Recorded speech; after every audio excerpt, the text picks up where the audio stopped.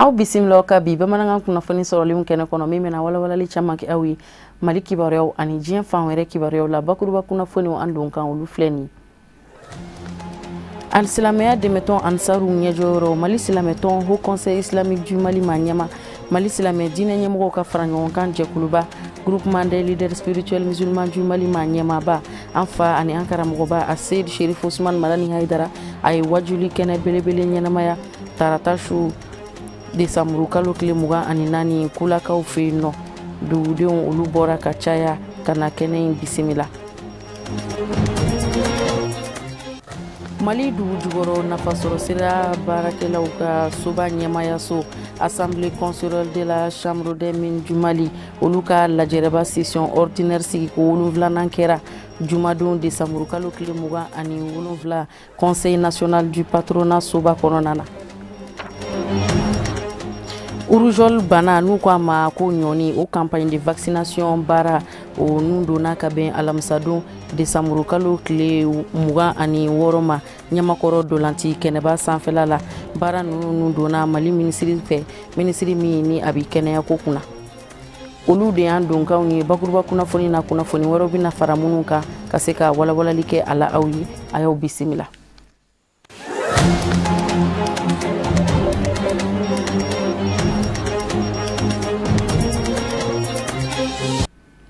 An balima bamanankan mɛnɔ foli ni waleɲuman dɔ bɛ ka taa kelen-kelen na bɛɛ lajɛlen ma yan fo aw sigiyɔrɔ la tulo lasɔmi kɛra an donkan na bakuruba kunnafoni na k'a fɔ alisilamɛya dɛmɛtɔn Ansaru ɲɛjɔyɔrɔ Mali silamɛtɔn Haut Conseil Islamique du Mali ma ɲɛma ani Mali silamɛ diinɛ ɲɛmɔgɔw ka fara ɲɔgɔn kan jɛkuluba Groupement des leaders spirituels musulmans du Mali ma ɲɛma an fa ani an karamɔgɔba a Seyid Sherif Ousmane Madani Haidara a ye wajuli kɛnɛ ɲɛnamaya tarata su Desamuru kalo tile 24 kulakaw fɛ yen nɔ dugu jɛra araba min na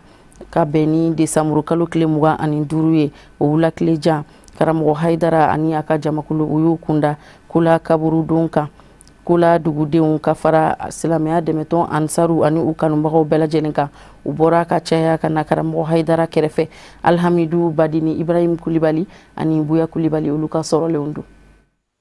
Mali silamatɔn ka fara ɲɔgɔn kan jɛkuluba Haut Conseil Islamique du Mali ma ɲɛma Mali silamɛ diinɛ ɲɛmɔgɔw ka fara ɲɔgɔn kan jɛkuluba Groupement des leaders spirituels musulmans du Mali ma ɲɛma silamɛya dɛmɛtɔn Ansaru ɲɛjɔyɔrɔ a Seyid Sherif Ousmane Madani Haidara to Joyila mara la tarata Desamuru kalo tile 24 wajuli kɛnɛ belebele sigira senga kulakaw fɛ yen min ɲɛnamayara fɛ Ala danaya Ala ɲɛsiranya ani tilennenya jogo ɲumanya walawalaliw bolila o ka denmisɛnw wele kɛrɛnkɛrɛnnen ɲɛna ka ɲɛsin u bangebaaw bonyani mɔ ka sabu kɛ dugadenya barika finido maa n'a bɛ taa fa bɛɛ fɛ faama kana bi fan d'a kan setigi kana ka se boli sen d'a kan silamɛya don k'a layidu wɔɔrɔ bayatul islamiya walawalali kɛra nin bɛɛ lajɛlen kan dun tɔgɔ la an bɛ foli kɛ nabaga bɛɛ lajɛlen la kɛrɛnkɛrɛn ma an fa ani an karamɔgɔ ani an ɲɛjɔrɔ ani Ala ka diinɛ jigi faba dugukolo kan an b'a fɔ k'a bisimila ka yafa dafalen ɲini a n'a ka jama fɛ ni kanu tɛ karamɔgɔ ti y'an sɔrɔ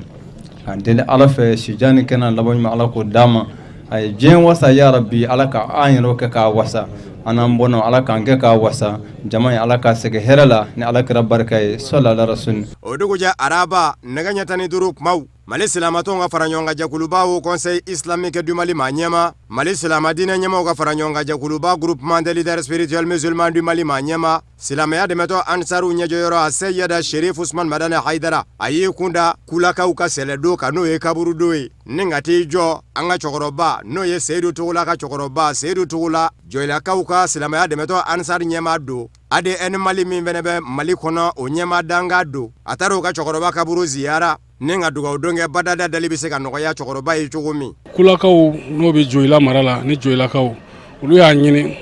a nana a ye dekun bɛɛ kɔfɛ a ye jilaja ka na dɔwɛrɛ m'o kɛ u ye kanu min kɛ ɲɛsin karamɔgɔ ma depuis ni ko daminɛ waati depuis ni waati ka gɛlɛn bon ninnu ye karamɔgɔ kanu donc karamɔgɔ ye mɔgɔ ye ti fitirivali tɛ ale b'an lakalan don o don n'a jogo ye a b'an kalan n'a kumakan ye vraiment a ye kanu de yira o de y'a bila taama in na donc ni Ala sɔnn'a ma tile fila taama don su fɔlɔ kɛra Kula yan donc su filanan o bɛ taa kɛ Joyila pour que kana se kana ɲɛ jɔ a kanubagaw la ani an ka président fana n'o ye Seru Togola ye bon ale fa fana Ala y'o tanya mais karamɔgɔ yɛrɛ ka degun kama ale ma janaja sɔrɔ ko a tun y'a layiru ta yɛrɛ kɔnɔ Ala ye waati lafiya ma a bɛ na sen jɔ kana foli kɛ donc o fana bɛ taama in kɔnɔ. Ade Mali ɲɛma danga n'o ye Seydou Togola ye a ye wale ɲuman dɔn kɛrɛnkɛrɛnnen kɛ ka ɲɛsin Mali silamatɔw ka fara ɲɔgɔn kan jɛkuluba au Conseil islamique du Mali ma ɲɛma Mali silamadinɛ ɲɛmaw ka fara ɲɔgɔn kan jɛkuluba groupement des leaders spirituels musulmans du Mali ma ɲɛma silamɛya dɛmɛtɔ Ansaru ɲɛjɔyɔrɔ a Seyɛda Sherif Usman Madani Hayidaramo a ka seli la faso la Kula ka ni sen jɔ ka dugawu kɛ cɛkɔrɔba ye a ye foli ni wale ɲuman dɔn lase Kula n'a lamini bɛɛ lajɛlen ma minnu ye cɛsiriw kɛ janko labɛnw bɛ se ka sabati. Vraiment nisɔndiya min mana da si tɛ a la so bɔra an y'an ŋaniya k'a labɛn a mɛnna mais an bɛ setigi Ala yɛrɛ de fɔ sabu karamɔgɔ bɛ yɔrɔ min na sisan man ka labɛn t'a sɔrɔ man ka se t'a sɔrɔ fɔ Ala yɛrɛ de bɛ se k'a d'i ma wala ni Ala ye a di an ma ka sababu kɛ ale yɛrɛ fana a tɛ ɲinɛ maa ka ɲuman kɔ ale yɛrɛ de b'a fɔ k'anw ye ɲuman kɛ a ye anw yɛrɛ bolo an ma ɲuman kɛ sabu an mago bɛ fɛn dɔ de la ale kama kɔrɔ n'o ye k'an ka kisi ɲini n'ale ka kumakan ye wala anw ye fɛn o fɛn kɛ anw t'o jate ɲuman ye quoi mais o fɛn fitinin minnu bɛ kɛ yan y'a ye ja olu bɛ karamɔgɔ kɔnɔ o de y'a to Ala ye nin bonyanba in kɛ an ye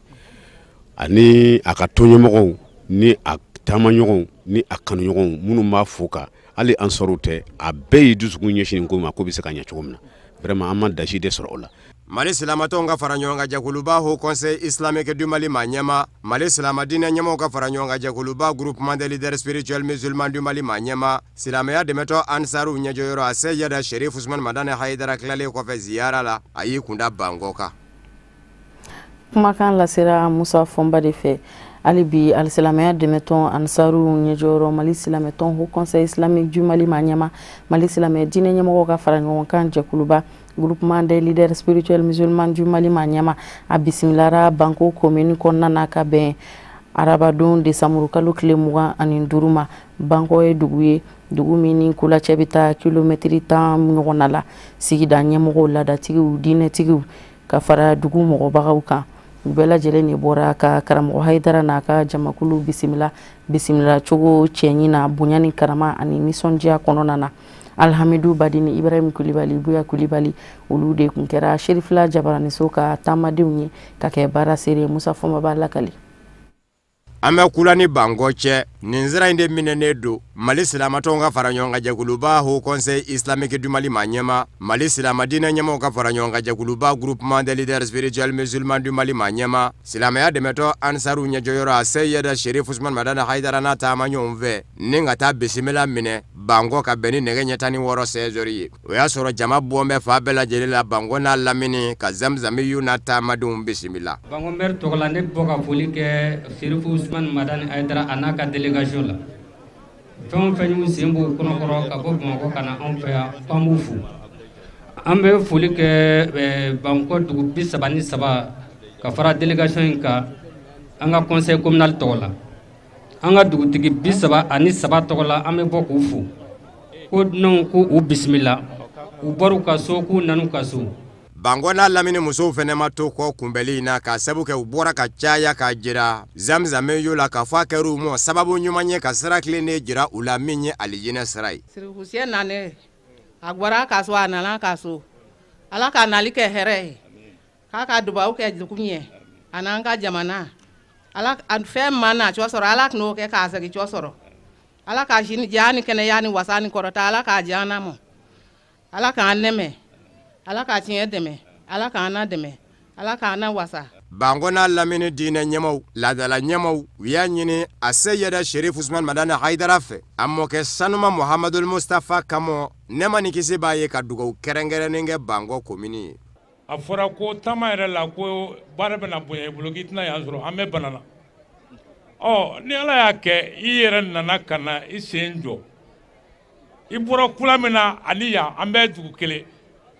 o bɛ se ka kɛ mais n'anw yɛrɛ min ye maaw bɛ i nege bɔ o la o tɛna yan sɔrɔ dɛ o t'i sɔrɔ o la ni ala ye gɛrɛsɛgɛ k'anw ye bi an b'a a ɲini fɛ i ka dugawu kɛ anw ka dugu ye i ka dugawu kɛ an ka komini ye i ka dugawu kɛ an bɛ se ka fɛn sɔrɔ cogo min na ani an bɛ se ka lafiya sɔrɔ i n'a fɔ i b'a kɛ jamana ye cogo min na jamana bɛɛ b'i dɔn. alimami ko ka foli kɛ a la a bɔra ka so a nana ka so Bangoya bi k'an bɛɛ lajɛlen de kunmalen kun don walahi k'a fɔ de ko Seydi Sherifu Usman Madani Haidara k'ale de y'a ka diɲɛyɛrɛbɔ kɛ k'o ma se Bangoya tiɲɛ yɛrɛ la a tun bɛ gɛlɛya ɔ la ni ala sɔnna ma Serifukɛ ko ka foli k'i la e min ye belebele 4 o 4 n'a ye diɲɛ ye fan 4 ye alakira ka sahaba ye 4 ye alimami ye 4 ye min ye alimami baw ye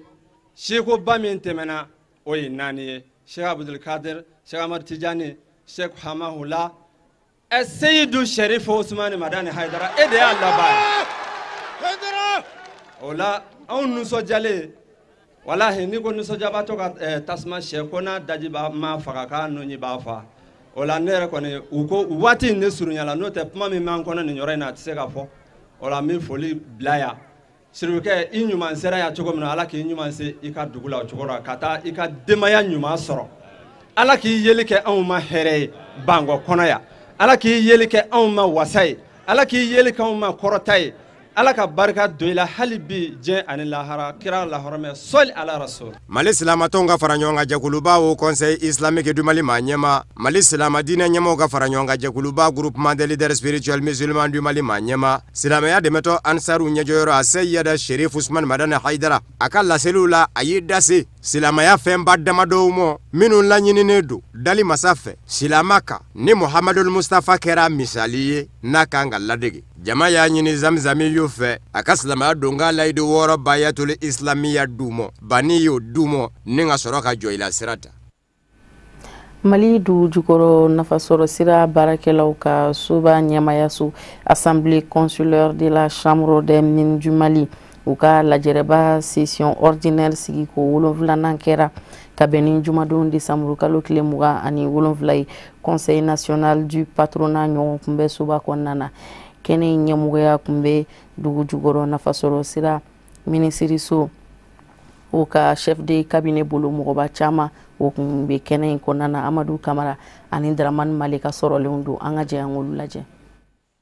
Mali sanu baaralaw n'u ka soba ye chambre des mines du Mali ye a ka ni sigiliba ko 7nan n'o ye 7e session ordinaire ye a baaraw dayɛlɛli hokumu kɔnɔna na chambre ɲɛmaba a ka dantigɛliw la a y'i da don u ka baarakɛlenw san tɛmɛni ani baara kura minnu bolodalen b'u fɛ san nata a ye ɲɛfɔli kɛ olu la. An ka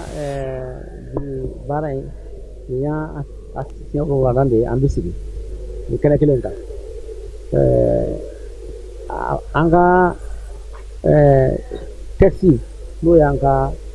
wolosɛbɛn ye a y'a jira k'a fɔ san o san an kan ka sigi ka hakili fali ka hakili jagabɔ k'a jira an ye baara min kɛ san kɔnɔ a baara in a kɛra cogo di nafolo min sera ma an y'a don da jumɛn fɛ bon san kura min bɛna daminɛ a bɛna baara kɛ cogo di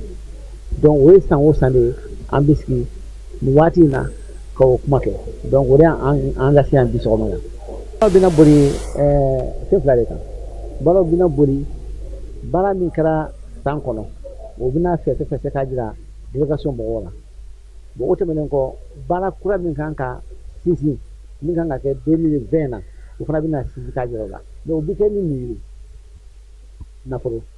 donc o nafolo fana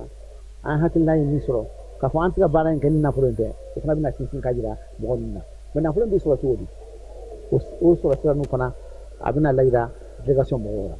pour que an bɛ se ka ɲɔgɔn dɛmɛ k'an bolo don ɲɔgɔn bolo pour que baara in ka se ka sinsin an ye laɲini ɲini a ka se ka kɛ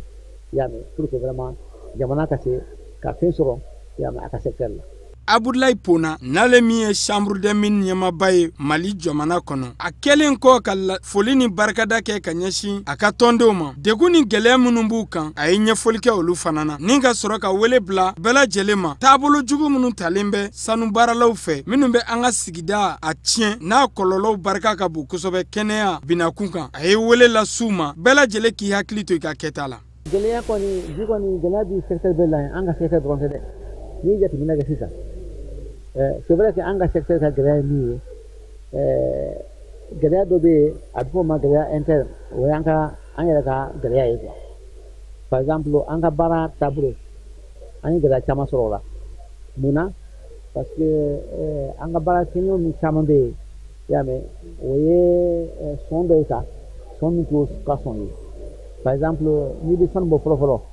i y'a mɛn a bɛ fɔ minnu ma minnu b'o sanu bɔ bolo la n'a bɛ fɔ o ma damasɛnɛlaw n'o bɛ sanu bɔ fɔlɔ-fɔlɔ o tun b'a bɔ o tɛ produit k'a la u b'a ko ni ji ye en tant que ten donc danger foyi tun t'a la mais sisan an y'a ye k'a fɔ o bɛ na ni produit wɛrɛ ye k'a kɛ sanu bɔgɔ la o produit nin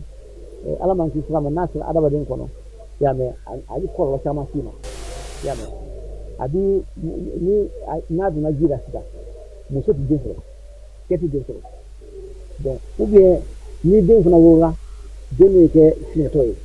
o de y'a sɔrɔ ɲɛ t'a fɛ ou bien da yɛrɛ t'a fɛ ou bien dɔw yɛrɛ bɛ o ko t'a fɛ dɔw yɛrɛ bɛ o sen fila tɛ t'a la i y'a faamu o caman de kɛra Japon o ko min taara k'a ɲɛsin an ka jamana ma sisan donc c'est pourquoi an ye kɛlɛ caman k'a la o tun ye o gɛlɛyaba de ye n'an y'o sɔrɔ. An bɛ aw ladɔnniya k'a fɔ ko u ka nin sigilibako 7nan n'o y'u ka 7e session ordinaire ye a baaraw bi tali kɛ dakun damadɔw la i n'a fɔ u ka musakako san tɛmɛni ani san nata ta ani degun ni gɛlɛya minnu bɛ u ka baara kɔnɔna na u da na se olu bɛɛ lajɛlen ma k'u fɛsɛfɛsɛ ni ka tila ka fura ɲiniw la min bɛ kɛ sababu ye u ka baara a na yiriwa u bolo sɔrɔko binakun kan. Sanyɛlɛma kadara kɔnɔna na foire rue marchand a sugu sigiko 2nan baaraw olu nun donna Bamako sigida 6nan na ka bɛn ni tarata don décembre kalo tile 24 kɛnɛ ɲɛmɔgɔya kun bɛ sigida 6nan ma ɲɛma bolo sugu in sigikun a ye fɛn min ye ka se ka sanni feere ani ka se ka kɔrɔdon falen fana na Tata Ture ani Nuhu Kone olu ka sɔrɔlenw don. Uri marchand ka forta ko 2nan baaraw nun donna min na bɛna kɛ sababu ɲuman ye jagokɛlaw ma u ka sɔrɔ ani yiriwa siraw ka dayɛlɛ hakilina don min na sigira sen kan ni communiste mairie ka bolo di ɲɔgɔn ma ka fara ACODER-MAF kan an b'a fɔ nin ye an siɲɛ 2nan ye salon an ye kɛnɛ in sigi président de la commission y'a fɔ cogo min na an ye gɛlɛya dɔw sɔrɔ a kun ye o de ye an k'a daminɛ an ka gɛlɛyaw lajɛ ni an ye gɛlɛyaw ye an k'an sigi kan hakili jagabɔ gɛlɛya ninnu bɛ corriger cogo di k'o surmonter pour que san min bɛ da o kan o ka se ka ɲɛ kosɛbɛ an hakili la san min dara salon ta min dar'o kan n'o ye ɲinan ta ye a fɔra bɛɛ ɲɛna yan k'o jama cayara ni salon ta ye ne b'a dɔn an bɛ san 5 sɔrɔ yɔrɔ o yɔrɔ an bɛ ONT datigɛ an bɛ taa fo fe la o de y'an ka laɲini ye an ye laɲini in kɛ Uri marchand in ka organiser an y'a fɔ pour que an ka commune denw kana ba tigɛ tuguni a kun tɛ kɛ anw fɛ yen nka an y'an sigi k'an hakili jagabɔ k'a fɔ a ka kan anw fɛnɛ commune 6 la n'a ma ɲa ko anw de ka ca nin bɛɛ ye n'a ma ɲa ko anw de ka bon nin bɛɛ ye ko Uri marchand dɔ ka kɛ an fɛnɛ fɛ yen an ka commune denw kana kun u ka sanu kɛ yɔrɔ min bɛ se ka surunya o la o de hakilina y'a to an ye nin lawaleya ka Uri marchand kɛ nin yɔrɔ nin kan aw ta de don population aw ta de don commerçant a ye na an ɲɛ b'a la halisa a bɛɛ ma ta caman taara dɛ tɔni ma ta anw bɛ k'a kɛ aw de donc aw ka fɛn de don a y'a récupérer pour que aw kana ka yɔrɔ fa fo place ka dɛsɛ mɔgɔ welelen olu ka tɛmɛtɛmɛni hukumu kɔnɔna na u ye foli ani waleɲumandɔn kɛ ka ɲɛsin nin foire in yɛrɛ ko labɛnbaw ma sabula a kɛra kɛnɛ ye san o san dɔ bɛ fara min yanga kan olu bolo nin kɛnɛ in sigili ye bɔda sira ye jagokɛlaw ma u ka jagofɛnw ka lakodɔn u ka dɔnta kuraw sɔrɔ hakilina ɲuman nasiraw fɛ jago kadara kɔnɔ an nisɔndiyalen de don bi k'a fɔ baara min kɛra an nana an bɛɛ ɲɛ b'a la a bɛ somɔgɔ sama bɔ fɛn min ye ne ni n ka bureau communal ye n b'u fo n bɛ bureau communal mɔgɔw fo kɛrɛnkɛrɛnnenya la an bɛ premier adjoint fo parce que œuvre in y'ale ta de ye a b'ale ka prérogative de kɔnɔ an tun y'a jateminɛ salon an délibéré ka siɲɛ 1 ɲinan an y'an sigi k'an hakili jagabɔ k'a fɔ a ka kan an ka délibéré a kan a ka kɛ san o san a bɛ kɛ donc an ti délibéré a kan tugun hali ni anw tɛ yen ni mɔgɔ yɛrɛw nana kuma tɛ k'a la tugun segin tɛ k'a kan tugun Uri marchand bɛ kɛ san o san n ye seli ye kɛnɛ kan n ye jate dɔw minɛ n ye fɛn dɔw ye o ye jumɛn ye a yera k'a fɔ maa sabanan min yɛrɛ ye sanu tun ta nin bɛ ala de bolo a y'an janfa ka sɔrɔ a nana ka wari sara o kuma n y'a kanu ɲinan yiri marchandi ɲinan ta in 2019 an b'o tɔgɔ da de la Fe Amadu Dunbiya. An b'aw ladɔnya ka fɔ nin kɛnɛ in bonyana ni bonyamasegin jɔnjɔnw dili ye ka fara seko ani donko tigilamɔgɔw ka tɛmɛtɛmɛli kan yasa ka ninkura fiɲɛ nin kɛnɛ in na ni ka sɔrɔ ka laban ni foire in yɛrɛ kɛnɛ kolonbo karili ye.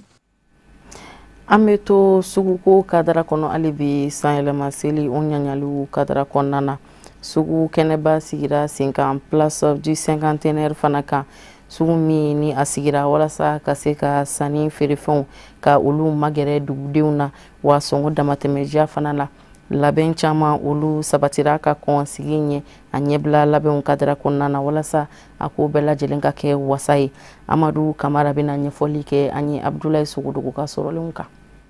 Musoya masiru, parfum, produit artistiques ani tobilikɛ minɛnw nin ka fara donfiniw kan olu de kɛra minɛnw ye minnu fɛnsɛra ni foire in hukumu kɔnɔna na ni a hakilina ɲuman bɔra Bamakɔ sigida sabanan mairie la ale ni jagokɛlaw ka jɛkuluba yɔrɔ la. An y'a jateminɛ foire a bɛ lafiya caman lase population ma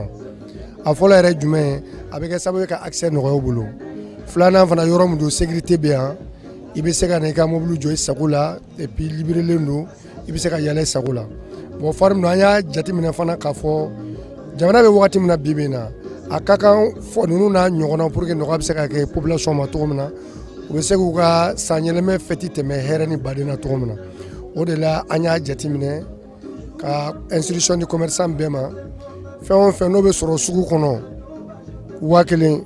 foire kɛ yɔrɔ na hali n'o ma se ka kɛ 500 ye au moins 30% réduction ka kɛ mɔgɔ ye pour que mɔgɔ ka se k'u ka fɛti kɛ lafiya la cogo min na. Ni hakilina ɲuman in n'a kun ti dɔwɛrɛ walasa ka buna hadamadenw magoɲɛ minɛnw ko o surunya u la u sigiyɔrɔ la fɛɛrɛ ni dabali tigɛlen bɛ wasa a ka se ka kɛ nafaba ye ka ɲɛsin sigidalamɔgɔw ani sannikɛlaw ma feere kɛbagaw u kɛlen bɛ ka wele kɛrɛnkɛrɛnnen bila sigidalamɔgɔw ma walasa u ka se ka na sanni kɛ cogo min na. Komi foire fin d'année de don Noël bɛ ka se fɛngɛ fana bɛna se 31 bɛna se an b'a ɲini an filɛba jamaw fɛ u ka bɔ an kɔni bɛ yan minɛn sugu bɛɛ b'an bolo yan minɛn sugu bɛɛ n'i ko fini n'i ko samara n'i ko wusulan n'i ko musow ka sekɛrɛw i bɛ diɲɛ minɛn jouet modèle bɛɛ denmisɛnninw ka jouet o bɛɛ de bɛ yan an kɔni b'a ɲini u fɛ u ka bɔ ka na an b'u ka bila la prix fana ɲɔngirilen don an kɛlen don ka prix jigin an bɛ prix kɛ sugu kɔnɔnaw ni butigiw la cogo min an ye camanba de bɔ a la barisa sugu kɔnɔ ni mɔgɔw bɛ taa bousculage bɛ kɛ zone bɛ sugu kɔnɔ fête ɲɛkɔrɔla la o de la an nana ka nin foire in kɛ yan nɔ walasa jama kana u k'u sago sɔrɔ an bɛ bɛɛ ka bila la.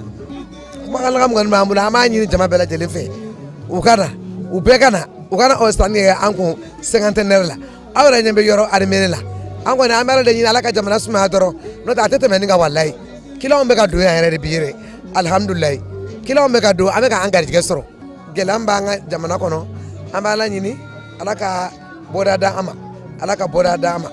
kira ɲuman in bonya n'a barika kosɔn ne sirifukɛ yɛrɛ bonya n'a barika ye sallallahu alaihi wasallam. Nin foire belebele in ni ɲinanta y'a ta ko 13nan ye ni a bɛ sigi sen kan san laban wagatiw la a kuntagala bi janya fo ka taa don san kura kɔnɔna na walasa san laban fɛtiw nisɔndiya bɛ se ka bonya cogo min na ka kɛ ni sigidalamɔgɔw ka wasa n'u ka nisɔndiya ye.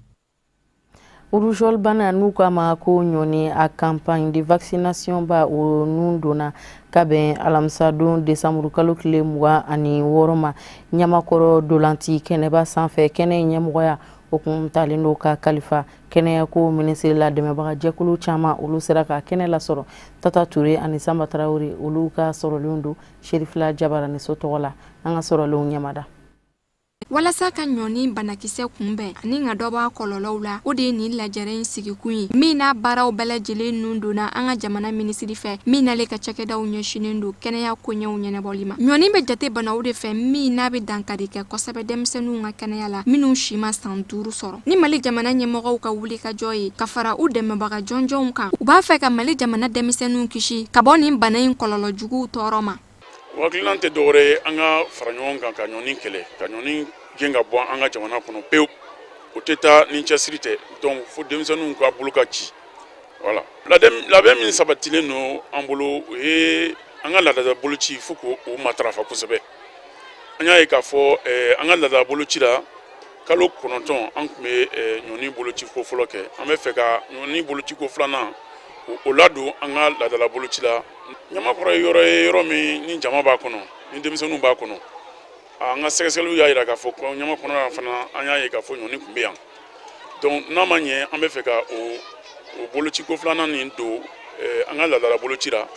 a ka kan an kana se ka se Ɲamakɔrɔkaw ma u kunnafoniya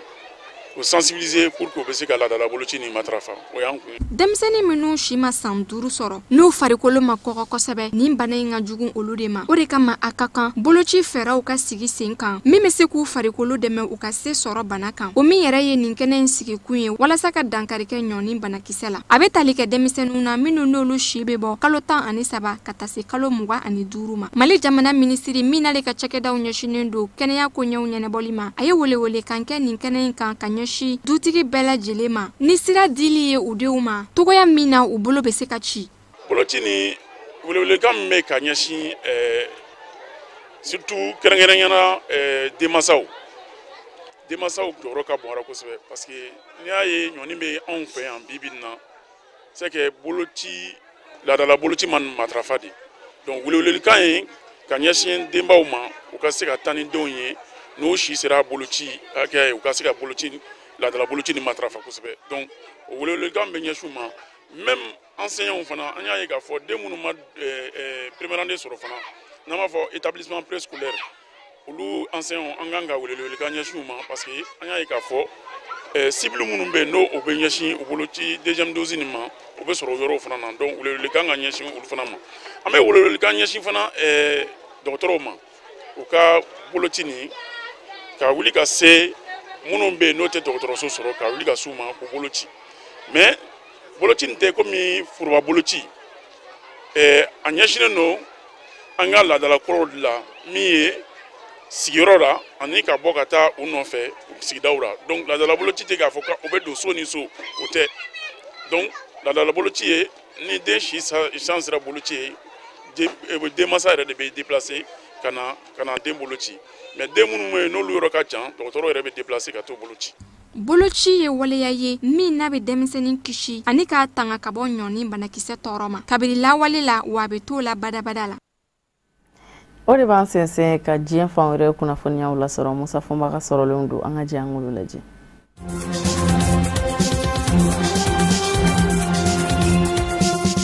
Nigerikaw fɛ Tilaberi mara la n'o bɛ jamana tilebe yanfan fɛ ka bɛn ni araba tɛmɛnen ye surasi 14 ɲɔgɔn na bina Bamanjuw ka wuli ka jɔ senfɛ surasi 14 ninnu kun bɛ ka kalata labɛnni jɛkulu commission électorale nationale indépendante seni ka taamadenw de gwɛngwɛ k'u lasegi u taalen kɔfɛ maaw tɔgɔ sɛbɛ ka sabu kɛ san 2020 ye jamanakuntigisigi kalata ni wasadensigi kalata ye yɔrɔ ma bɔlen kun don o tumana lakanaba ninnu dalen kun don kalata labɛnni jɛkulu baarakɛlaw de kan n'u natɔ nana bi ja dɔ dalen kɔnɔ Bamanjimaw ka ja mugu kɔni sɛbɛ kɔrɔ dayɛlɛla fanw ni ɲɔgɔn cɛ kalata labɛnni jɛkulu baarakɛlaw kɔni ni kisira olu sera ka dugu wɛrɛ lasɔrɔ nka gendarmulaka 7 gardi 7 olu bɔnɛna u nina gardi 1 dununen don dure a kɛra sababu ye maa caman ka jira k'a fɔ gwɛlɛyaba bɛ kalata labɛnni na yɔrɔ mabɔlenw na ka sabu kɛ lakanabaliya bɛ yen o tumana san 2020 jamanakuntigisigi kalata ani wasadensigi kalata ka nin lakanabaliya to senna a ka se ka kɛ ka se a da la a kɛmɛ ka maa caman kɔnɔ gwa Niger jamana kɔnɔ wa Nigerikaw ka jamana ɲɛmaa Mahamadu Isufu a y'a ɲini Emmanuel Macron fɛ barika ni hakɛ min bɛ cɛcɛ kana jamanaw la Faransi jamana ka dɔ fara a kan.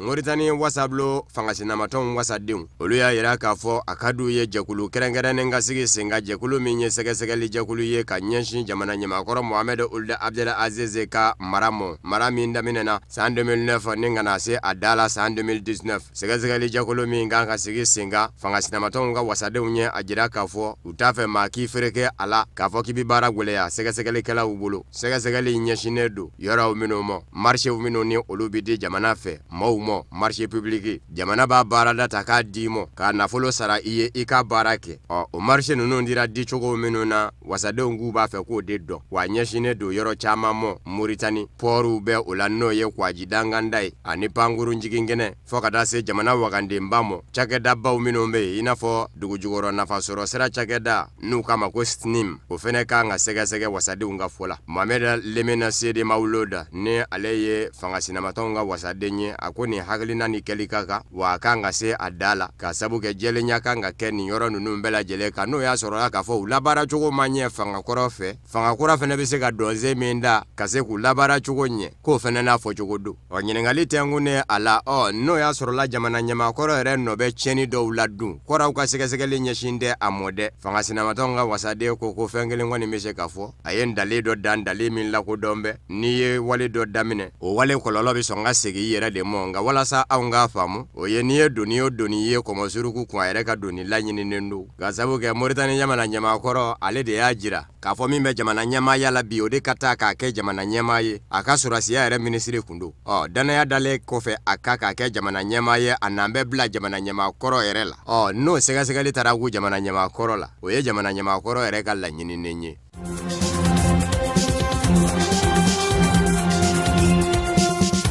Guinée Bissau kaw fe jamana kundigisigi kalata tako filana bi kɛ dimanche tako gale kɛra danfaraba ma se ka ye maa filaw ni ɲɔgɔn cɛ ka se ka sebaya di dɔ ma o ka kɛ jamana ɲɛmaa ye bawo Domingo Simões Pereira n'o ye fanga ɲinindɔ PAIGC cɛbɔ ye kɛmɛ sara la Guinée Bissau ka den la 40 de danaya da a kan maa min dɛnkunna la o ye Umaru Sisoko Ambalo ye a n'a ka fanga ɲinindɔ Madame G15 kɛmɛ sara la 27 ni dɔɔni de danaya da o kan o kuma na a ka kansa tako filana ka boloda jango dɔ ka se ka dɔ da ka kɛ jamana ɲɛmaa ye maa filaw ye ɲɔgɔn sɔrɔ jabaranin na o ye ko kura ye Guinée Bissau kalata la nka n'a ma ɲa k'a fɔ bɛɛ b'a fɛ ka nɔbɔ bɛnkanfan ka taabolo la ka kɛ misali ye olu y'o don u ka kalata kɛcogo la maa filaw kana ɲɔgɔn sɔrɔ ka kuma jango jamanaden ka se k'i ka tata dɔn maa filaw ni ɲɔgɔn cɛ baara bolodalen bɛ maa min bolo n'a ka baara bolodalen ye baara bolodalen jɔlen ye k'a bɛ se ka kɛ sababu ye ka jamana bɔ dingɛ kɔnɔ u ka se ka dɔn maa filaw ni ɲɔgɔn cɛ Domingo Simões Pereira caman y'a jira k'a fɔ a kun bɛ i n'a fɔ maa min hakilina sɛbɛkɔrɔ tigɛ in bɛ baro in na jabaranin na Deregetema Sɛ Guinée Bissau a y'a yira k'a fɔ ale kɔni bolo dimanche maa min bɛ kɛ jamana ɲɛmaa ye o de bɛ se ka kɛ sababu ye ka jamana bɔ dingɛ kɔnɔ a y'o bɔ a da yɔrɔ min Umaru Sisoko Ambalo ye kuma ta k'a fɔ ni maa ye jamana in sigi a sen zabara kɔnɔ aw ka fanga ɲinindɔ PAIGC de don wa ɲinanya san 45 de ye bawo bɛnbaliya kun bɛ aw de ka fanga ɲinindɔ kɔnɔ minisiri ɲɛmaaya ko kɛlɛ jamana ɲɛmaakɔrɔ ye bila a farala ɲɔgɔn ka fanga ɲinindɔ kɔnɔ ka jamana ɲɛmaakɔrɔ gɛn ka bɔ fanga ɲinindɔ kɔnɔ jamana ɲɛmaakɔrɔ ma na ni minisiri ɲɛmaa o minisiri ɲɛmaa ye a bɛ ban o ma ka sabu kɛ a de ka ca wasabilenw kɔ dɔn ka tɛmɛ wasaden bɛɛ kan wa ko waleya in sɔrɔla olu de fɛ a kɔni ma na tigɛ Dawuda kɔni nka kalata in n'a tora ka kɛ dimanche kɛmɛ sara la 40 bɛ o bɛɛ Domingo Simões Pereira bolo n'o ye PAIGC fanga ɲinindɔ ɲɛmaa ye a n'a cɛbɔ nka ko kura ye min ye Umaru Ambalo Sisoko min nana jɔyɔrɔ 2 na ni kɛmɛ sara la ni 27 dɔrɔn ye maa minnu fɛnɛ kun bɛ kalata la ni kalata ma ja olu la n'u nana jɔyɔrɔ 3nan 4nan ani 5nan olu bɛɛ ta bɛ fara Umaru Sisoko Ambalo kan ni nin maa ɲɛmaa ninnu bɛɛ lajɛlen kɔni nka fanga ɲinindɔndenw y'u ka dalakan lamɛn k'u ka kala ta Umaru Sisoko Ambalo ye ko u fara bɛ a kan a bɛ sɔn ka Domingo Simões Pereira bi nka fɔ a ka sɔrɔla tɔndenw y'u ka kuma mɛn ka taa kala ta Umaru Sisoko Ambalo ye.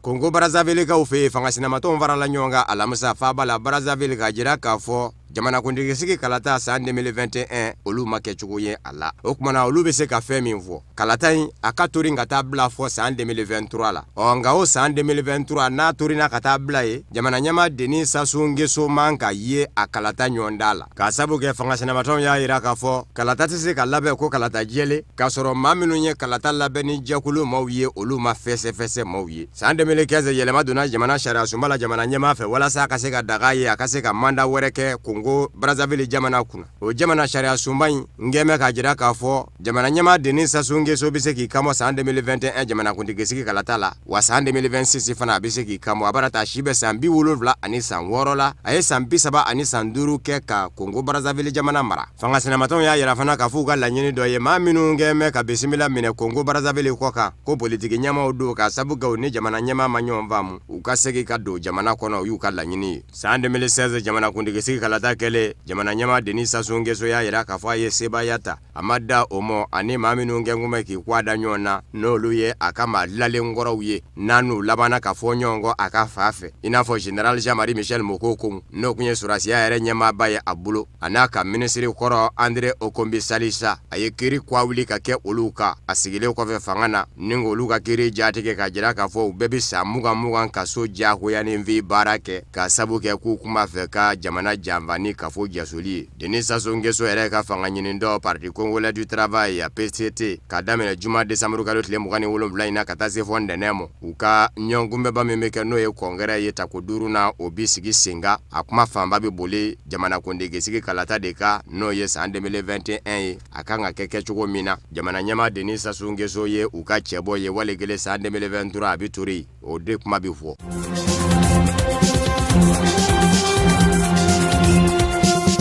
Faransi jamana kɔnɔ Alamusa kun ye a siɲɛ 4nan de ye dɔgɔkun 4nan jamanadenw bɛ bɔ ka nisɔngoya taamaw boloda fa bɛɛ lajɛlen la wa nin bɛ hakili jigin san 1995 ta ɲɔgɔnna de la k'a sabu kɛ san 1995 a y'a sɔrɔ Alain Juppé de ye minisiri ɲɛmaa ye a tun b'a fɛ jagoya ka sariya sen in latɛmɛ nka baarakɛlaw ka lapasajɛkuluw ma jɛni a ye nisɔngoya taama min bɛ senna Faransi bi ni a bɛ ka daba wuli kɛ a ɲɛsinnen don maaw ka sɛgɛnnafiɲɛbɔ kumaw de ma n'o ye retraite ye i kɛlen kɔfɛ ka baara kɛ faso ye sɛgɛnnafiɲɛbɔ selen i ma lahɔrɔma bɛ lahɔrɔma la Faransi fanga de b'a fɛ k'o de bin ka bɔ baarakɛlaw ka u tatɔ sɛgɛnnafiɲɛbɔ la kɛrɛnkɛrɛnnen ɲɛna foroba baarakɛlaw minnu bɛ yen n'o ye jamana tɔgɔla baarakɛlaw ye san 1995 Alain Juppé o tun bɛ minisiri ɲɛmaaya la Jacques Chirac ka fanga kɔnɔ a kun y'i bolo bila ko in ji la nka nisɔngoya taamaw ni funuw bolodara Faransi fa bɛɛ lajɛlen la a ma ɲɛ a y'a fili ka bɔ a bolo k'i yɛrɛ ta Faransi jamana kɔnɔ baarakɛlaw kɛmɛ ka baara bila terrain minnu bɛ yen ni Faransikaw ka muɲukumanyaka bɛ kɛ ni o ye TGV n'o ye 5 ye 4 bɛ bɔnbɛ bolita la k'a tɔ to 1 ye sira kan dɔwɛrɛw minnu bɛ yen ko Transilien n'o ye 5 ye 1 dɔrɔn de bila bɛ sira kan min bɛ wele ko TER n'o ye 10 ye 4 dɔrɔn de bila bɛ sira kan u ko min ma ko Intercité n'o ye 4 ye 1 dɔrɔn de bila bɛ sira kan Emmanuel Macron ka laɲini kun ye ko baarakɛlaw ka lajɛ an bɛ san yɛlɛma min na n'a ɲɛjɛw ka ca u ka lajɛ ka baara bila ɲɔngiri nka baarakɛlaw m'u tulo don a ka kuma kɔrɔ.